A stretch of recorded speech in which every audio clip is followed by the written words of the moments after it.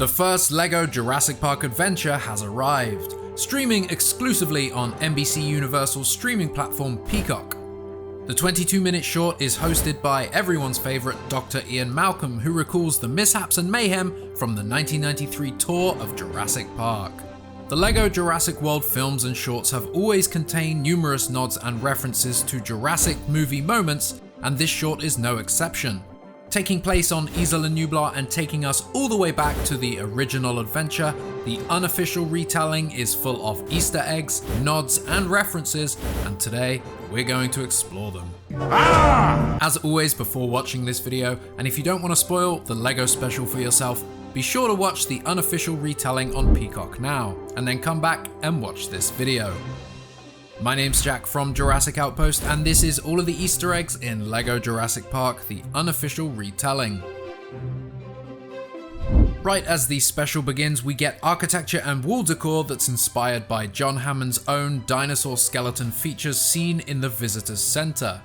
The host, Dr. Ian Malcolm, might be the Malcolm that we see in Jurassic World Dominion, but his outfit is the iconic open-button shirt from Jurassic Park. Not long later, he slips into something more comfortable, dinosaur-spotted pajamas. While this might not be an Easter egg, note the Jurassic Park mug, something present on the desks of park workers in the movie, and very likely something every fan drinks out of daily. I specialize in a small field of study called chaos theory. I'm sure you've heard of it. The infamous chaos theory, Malcolm's area of expertise and signature song and dance. We've all heard this line across the franchise, but it's even more of a reference now, considering the upcoming Camp Cretaceous sequel show is believed to be dubbed Chaos Theory. This animated special omits a lot from the original movie, so reinforcing this surely is no accident. Dr. Malcolm narrates that Isla Nublar means Cloud Island, which, according to Michael Crichton's Jurassic Park novel, is the Spanish translation and name used for the island by natives in the area.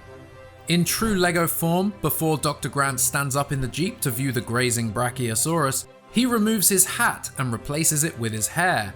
In line with the scene from the film, he also, of course, attempts to turn Dr. Sattler's head towards the dinosaur, but merely, kinda humorously, spins her Lego hair instead.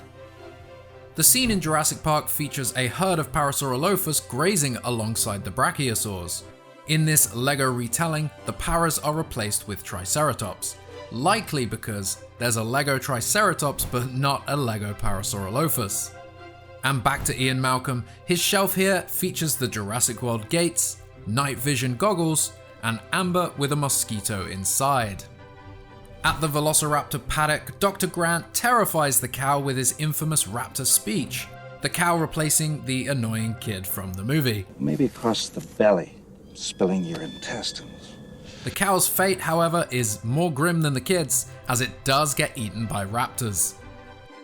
Inside the control room, Dennis Nedry's desk is as messy as ever, and a Dilophosaurus plushie toy is sat atop his monitor. A hint at what's to come, perhaps.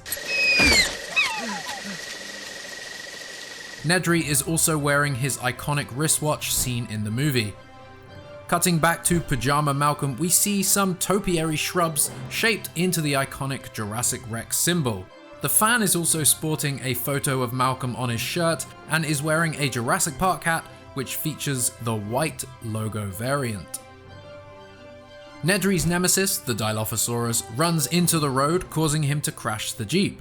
This is actually a nod to the original Michael Crichton draft of the screenplay, and while it didn't make it in the movie, storyboards from Jurassic Park show a dinosaur crossing the road and being the very reason that Nedry loses control of his vehicle. What?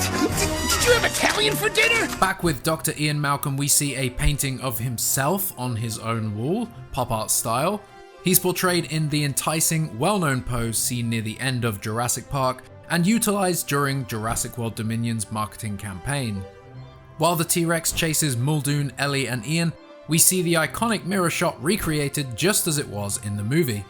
The T-Rex steps on a piece of Lego thrown by Malcolm, which stops the dinosaur in its tracks. Anybody who's had the experience of stepping on a piece of Lego knows just how much this hurts. While Ray Arnold is figuring out what went wrong with the security systems, we see the Lego version of Nedry's own animated message. Please! God damn it!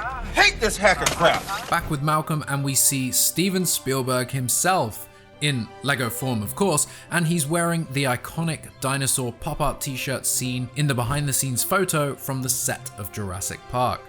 Malcolm references the movie Jaws, moments before Spielberg's T-Rex skeleton collapses, just like the one in the Visitors Center. The mural scene inside the Visitors Center also replaces the Parasaurolophus with Triceratops. We get another shout out to Chaos Theory just after Muldoon is taken down by the raptors. Sorry, just working on some chaos theory. Tim Murphy states that raptors can't open doors, something uttered by Ellie in the movie. Despite being alive in the scene prior, Ray Arnold is absent from the Jeep, alluding to his death in the film. Not so much an Easter egg, but when the survivors are driving away from the Visitors Center, we get a fun shot of it in the mirror, the same mirror Muldoon had seen the T-Rex in a few scenes earlier. You'll have to squint to see this one, but a dragon curve is present on the book behind Dr. Malcolm and on his bookshelf. Dragon curves were used throughout the Jurassic Park novel. And possibly the best part of this Lego special, Dr. Malcolm pulls the Lost World from his shelf, which Spielberg grabs and sprints off with. Dr. Malcolm states, The Lost World was great! and we agree. They're pushing us over the cliff. Oh my god. So there were a couple of dinosaurs missing from the special but featured in the movie. The Parasaurolophus as mentioned earlier, the Gallimimus, and the baby raptors. We find the omission of the baby raptors, and later the raptor nest, particularly to be an odd choice considering it's where Malcolm's iconic "Life Finds a Way" line comes from. Likewise, it proves his theory as dinosaurs were breeding despite efforts to control that.